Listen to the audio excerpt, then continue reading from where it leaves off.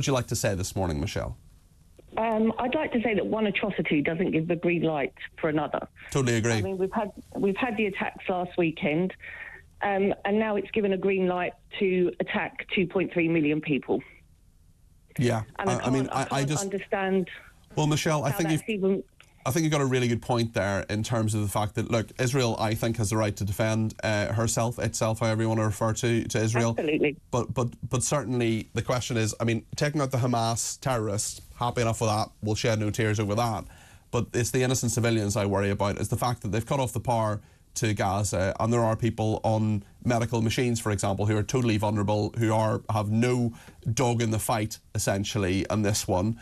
There are people suffering because of what originally what Hamas terrorists have done, but also because of the retaliatory action of Israel so far. And what will happen in the next few days, Michelle, I do worry about innocent civilians' lives being lost.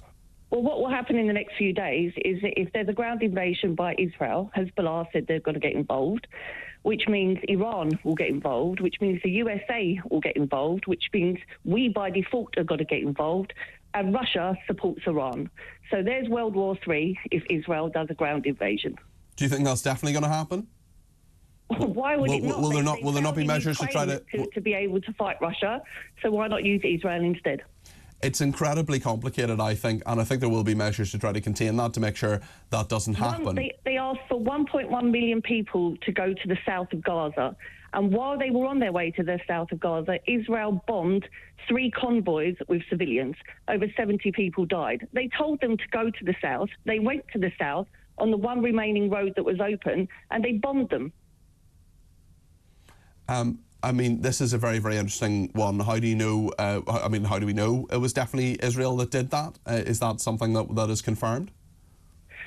Well, I read the reports, and I'm watching. There's reports out there. There's FBI and CIA informants that leak information through. But I mean, they bombed 70 civilians going through. I mean, it's ridiculous. They're cutting off the internet connection apparently, so we won't be able to see what's going on. I mean, to cut off water, electricity, they're civilians. They're not 2.3 people are not all Hamas. Yeah, what about the civilians on both sides? Yeah. This isn't right. This needs to stop.